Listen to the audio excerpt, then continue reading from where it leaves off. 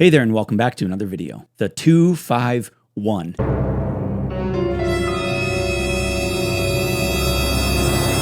If you've been studying jazz, you're just a beginner in jazz, you're learning improvisation, I'm sure you know about or you've heard about the 2-5-1. What is it? How do you play over it? Well, I'm going to get to that in this video. More specifically, I'm going to give you 3 different ways and 3 levels of playing the 2-5-1. So whether you're a stone cold beginner or you're a more progressing improviser or you're an advanced improviser, I have something for you in this video. Like always, I have a completely free worksheet PDF that goes along with this video with a bunch of lines and sample stuff. But right before I dive into that, I want to let you know about my Saxophone Success community. This is my absolute favorite thing that I do. It's an online community of like-minded saxophonists just like you who are looking to get better at the saxophone. Not just jazz focused, not just improvisation focused, but yes, there is a ton of that in there. But the great thing is I give you masterclasses every single month. There's a new masterclass focused on a different topic. Yes, there is stuff on 2-5-1s, minor 2-5-1s, how to play tunes, building practice routines, how to work on your technique, your tone, all that stuff. New masterclass every single month. On top of that, we also do a song of the month every month where we all work on the same tune. I show you how to break it down. I give you backing tracks, reference audios, different ways to play it. We trade back and forth. It's so much fun. We have monthly challenges and there's so many things inside the Saxophone Success community. I just want you to check it out for yourself. But the best thing about the Saxophone Success community is not what I provide. It's not the masterclasses, it's not the content, it's the community itself. The like-minded saxophonists, just like you, are in the community talking to one another, hyping each other up, supporting each other, but also keeping each other accountable for learning each and every day. So not only do you get that great community, you get all that content, and you get personalized coaching from me when you post recordings, when I'm giving you video and audio and text responses. It's a really amazing thing. I really want you to check it out. The only thing you need to do to get more info is go to davepollack.com/SSC, and I'll also put that link in the description down below. Without any further ado, let's now get into the 3 levels of playing a 2-5-1. All right, as you can see, we're here inside of the PDF called 3 Levels of Playing a 2-5-1, and you can get this completely free. The only thing you need to do is go to davepollack.com/3 levels, and then the numbers 2-5-1. So 3 levels 2-5-1. I'll put that link down below in the description as well for you so you have it. In that, you get a treble clef or a bass clef one, whatever you want, or you can get both.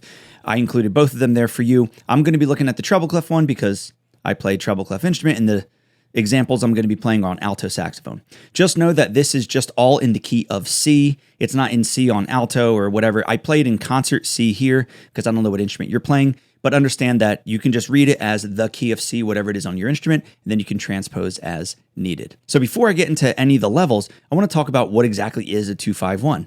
Well, it refers to 3 chords in a progression. It refers to the 2 chord of a progression, the 5 chord, and the 1 chord. So in this case, like I said, I'm building everything off of C major. So when you build a 7th chord off of C major, but you start on the 2 in a 2-5-1, that's the note D. And when you make a 7th chord, you just start on that note, you skip a note, go to the next. So D, skip E, F, skip G, A, skip B, go up to C. So you get D, F, A, C, which is a D minor 7 chord. If you do the same thing starting on G, diatonically, which means in the key of C major, you get G, B, D, F, which is G dominant 7. And if you do it starting on C, you get C, E, G, B, which is a C major 7. All you need to know is when you're going to a major key and you want to do a 2-5-1, you take a minor 7 chord based on the 2 of the key, a dominant 7 chord based on the 5 of the key, and a major 7 chord based on the 1 of the key. Yes, there are alterations to this. There are some exceptions, but at its core, this is the most basic level, and this is where I want you to start if you're beginning your journey with 2-5-1s. Here's what it sounds like when I play each of the notes of the 2-5-1, just like it's written in quarter notes, over a backing track where the rhythm section is playing those chords.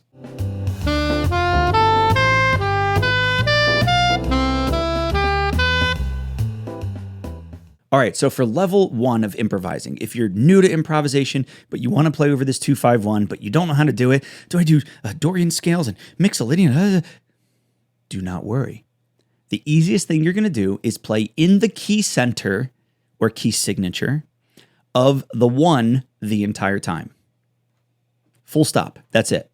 If you learn nothing else from this video, know that in a 2-5-1, if we're in C major, during that 2-5-1, so during the 2 chord, 5 chord, and 1 chord, you can play just in the key of the 1. So in this case, the key of the 1 is C major, Level 1, C major scale. Literally up and down a C major scale.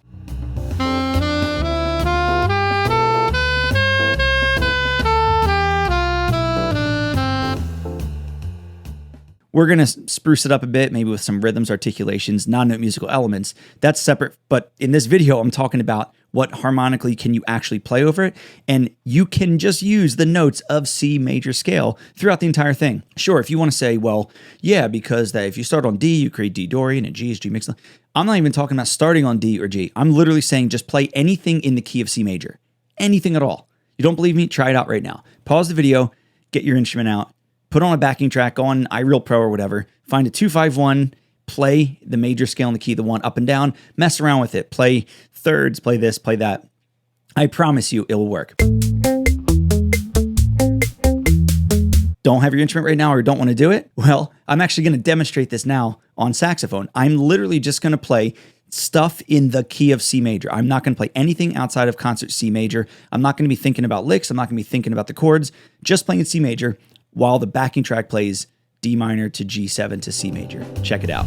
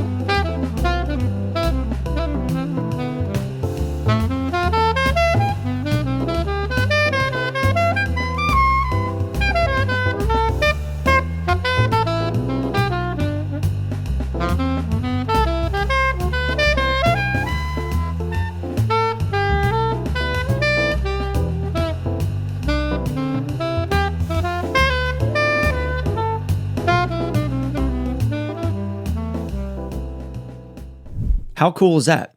It works well, it's simple, it's easy to remember. This is the starting point for you. I have a little line that uses the concert C major scale that is something that makes it a little better in my eyes harmonically, and I'll show you why in a second, but it's still just playing a C major scale. I call it the survival line. I call it the survival line because if you're ever in a pinch, you're playing a song and you're not sure about the changes, it's a hard key, it's too fast, whatever. If you, in a 2-5-1, start on the third of the 2 chord, so the third of D minor is F, you scale down in the key of the 1, you'll end up hitting the third of the 5 chord here, the G7, and the third of the 1 chord. The other cool thing about it is right before each third, you have the flat 7. So you have third, 7, third, 7, third. And in case of minor 7 and dominant 7, it's flat 7, which is why I wrote the little B there. This line works perfectly. Check it out, what it sounds like with the backing track.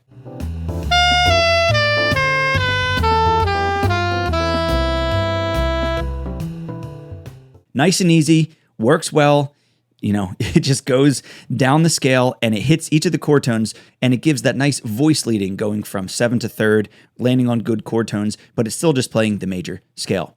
And this is not where I want you to stop with this. If you can play the major scale, you can mess around with it. You play the survival line, you can mess around with that as well. So now I'm just going to kind of mess around with the survival line. I'm still going to play the same notes. I might add another note here or there based in the key of concert C major again, but my core thinking is going to be going down that survival line, hitting third, third, third. And the coolest thing is when you have a core idea to kind of bounce off of, it gives you a little stability, it gives you a little safety net, but you can be a little more creative outside of that. But because you're always calling back to, in this case, the survival line, it'll work every time. Check it out.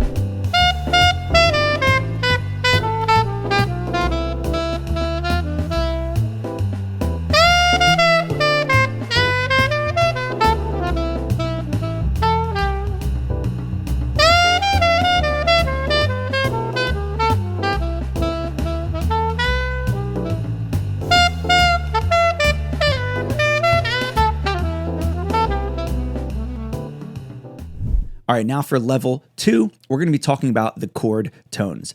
So now we're actually looking at each individual chord breaking it apart and saying, what are the actual notes of those chords and how can I use them to improvise through the 2-5-1? So I wrote the chord tones again, just like I did at the top here, but I wrote each chord tone down and the number. So it's 1 flat 3 5 flat 7, 1 3 5 flat 7, then 1 3 5 7, just so you kind of have that as a reference. What I did here is I made a bunch of lines, and you might say lines, they're just quarter notes. I'll explain in a second.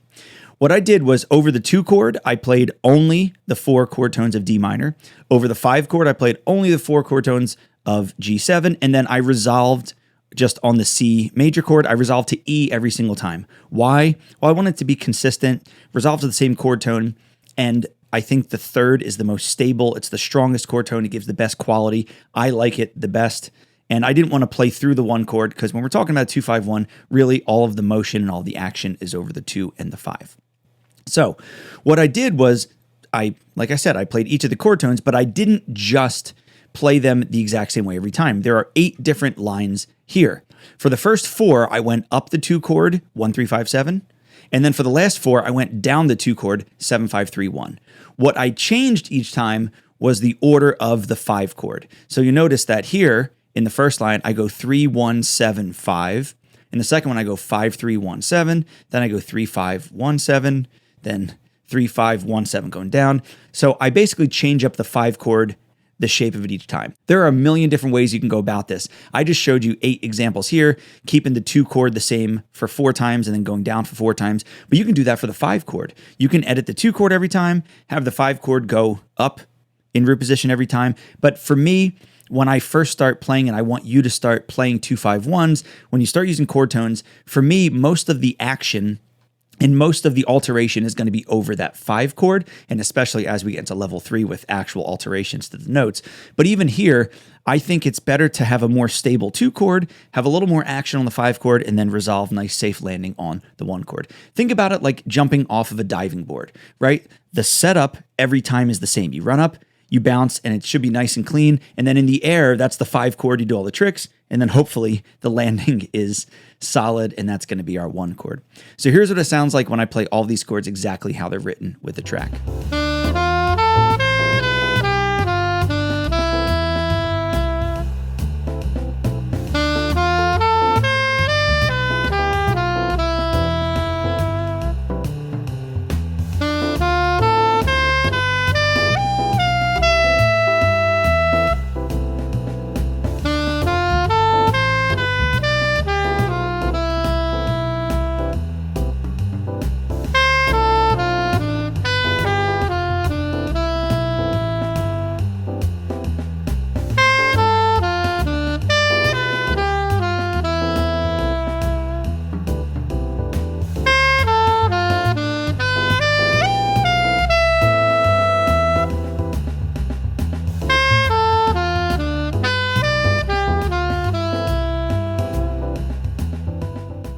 All right, so that works. It's fine.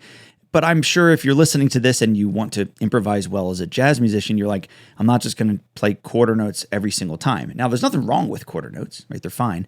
But just like we did up here with the major scale and the survival line, you can do the same thing here. So once you have these lines, or you create your own lines based on these parameters of chord tones, now you can spruce it up a little bit. So now I'm going to improvise around this a little bit, using some other notes, adding some other things, but I'm never going to stray away from concert C major. Okay, so here's one of the things I'm talking about. I always go in order of levels because once you get through level 1, you know what C major is in this case. So when I add other notes here in between, or I add different rhythms with other notes, I'm not going away from the key center of concert C major. So check it out, follow along while I play all 8 of these lines, but improvise around them.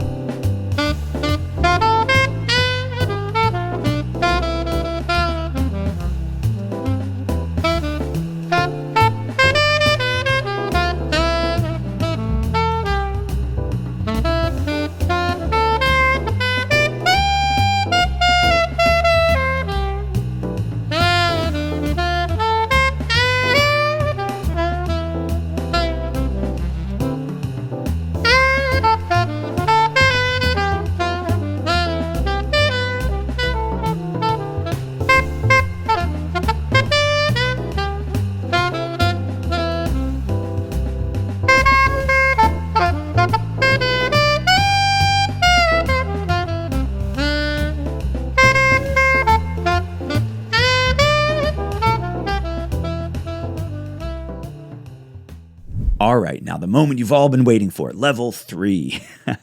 So for level 3, we're taking a kind of a big leap here and we're going into alterations. And when I say alterations, what I'm going to be doing is altering the dominant chord, the 5 chord. We're going to be altering the notes.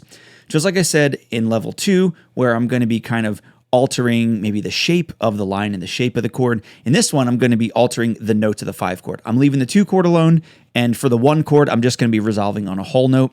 It's not going to be the 3rd every time. It's going to be sometimes the 5, the 9, the 3rd, whatever. Some people talk about playing outside, adding color to their playing. They're like, just play random stuff, which you can actually do and make it sound cool. But I think when you're practicing improvisation and you're trying to figure out sounds that you like, in order to then replicate them, just like if you're trying to replicate a recipe, it's good to know what you did right and did wrong so you can either do it right again or avoid it for next time. I'm going to give you some parameters here on some specific sounds that I like, that I hope you like. And if you do like them, you can work on them yourself. The first alteration is going to be using the flat 9. If you notice here, I put alteration on the 5 chord. That's what the capital V is. So this alteration, you see, is G7, flat 9.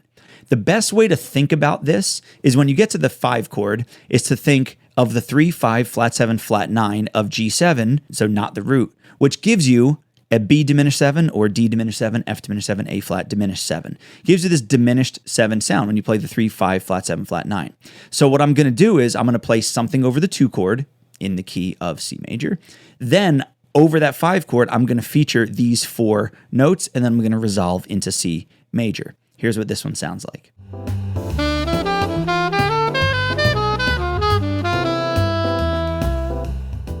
I put this one first because I think it's the most common alteration you're going to start with. Altering that 9th by flatting it is the first kind of color note you're going to do that's away from the key diatonically in C major. That's the first note I've played outside of C major here, and I think that's the first one that you should do as well. Then moving on to the second line, we're going to be doing G7. We're going to be doing the flat 9 again, but we're going to be specifically adding a 13. And the way I like to think about this is playing an E major triad over G7. So if you play an E major triad, the notes are E, G sharp, B, which gives you that 13, that flat 9, and the 3rd. So it gives you the 2 color notes, 13 and flat 9, plus the strong 3rd. Whenever I add alterations to my playing in colors, I try to say, how can I superimpose something over something else, like a chord over a chord, to get a new sound? On saxophone, I can't literally do that because I can only play 1 note at a time. So what I do is I think, can I play a triad? Can I play, like up here, a diminished 7 chord? Can I play some type of specific collection of notes over top of a chord to create a new sound? Could you just say, oh, feature the note E here and the note G sharp or A flat? Like, sure. But like when you play them back to back to back in a triad way, it sounds like you're playing a chord over a chord, like an alteration. So check this line out where I use the E major triad over G7 to give the dominant 7 flat 9, add 13 sound.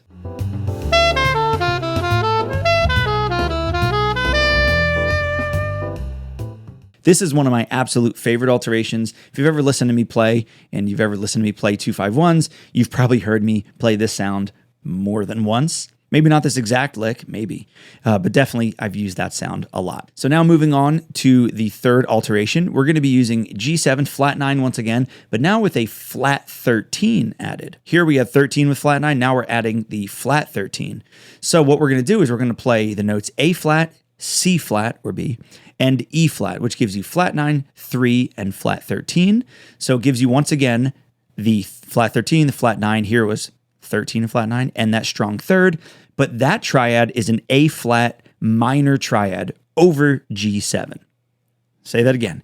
A flat minor triad over G7. And remember, all of these you can transpose into all 12 keys. So you just got to do a little bit of like math here. A flat minor triad over G7. If I was playing D7, you got to say, okay, A flat is how far above or below G? Oh, it's only a half step above G. So if I have D7, go a half step above, that's E flat, play an E flat minor triad, and so on and so forth. So here's what this one sounds like. This is another really, really cool sound. Check it out.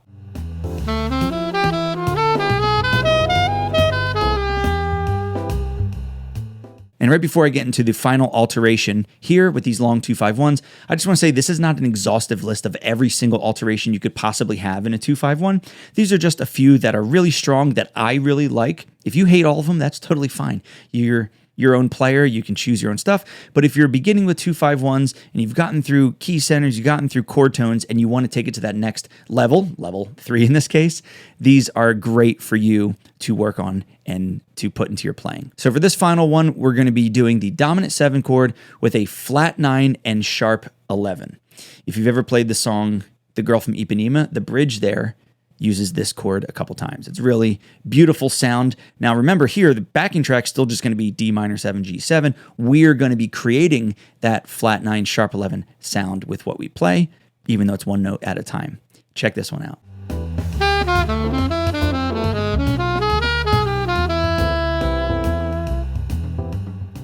All right, so those were the 4 alterations for long 2-5-1s, but I wanted to give you something a little extra. Not all 2-5-1s are a full measure of the 2, full measure of the 5, and then the 1. Sometimes you just have 2 beats of the 2, and then 2 beats of the 5, then you resolve. Anything we did before this, you can absolutely turn into a short 2-5 by just playing eighth notes. So any of these chord tone lines, instead of playing quarter notes, you can just play them as eighth notes. The survival line, you can just play as eighth notes. That's easy. Here, though, because I gave you eighth note lines, you'd have to play them as 16th notes, which is fine if you want some double time lines.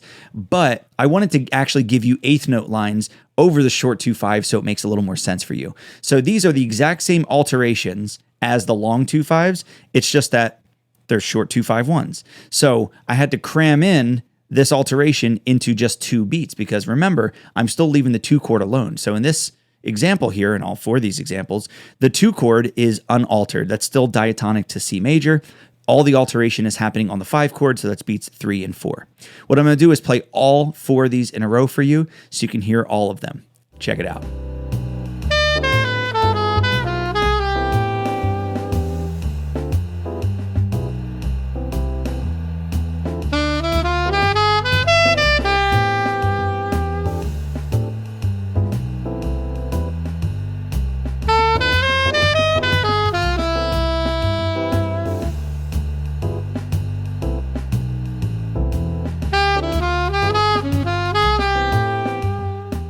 And there you go, the 3 levels of playing a 2-5-1.